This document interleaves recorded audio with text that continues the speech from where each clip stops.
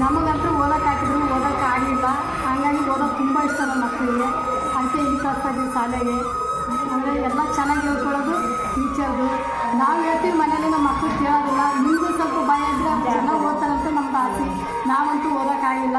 ಅವ್ರು ಮುಂದೆ ಚೆನ್ನಾಗಿ ಓದ್ತಾರಂತ ನಮ್ದು ಆಸೆ. ಅವ್ರು ಓದ್ತಾರೋ ಎಲ್ಲ ನಿಮ್ಮ ಕೈಯಲ್ಲಿ. ನಿಮ್ಗೆ ಓದ್ಬೇಕು ಅನಿಸ್ತಾ ಇದ್ದಾ? ನಮಗೆ ಓದಿಸ್ಬೇಕಂತ ಹಾಕಿದ್ರು ನಮ್ಮ ತಾಯಿ ತಂದೆ ಹೋಗೋಕ್ಕಾಗಲಿಲ್ಲ.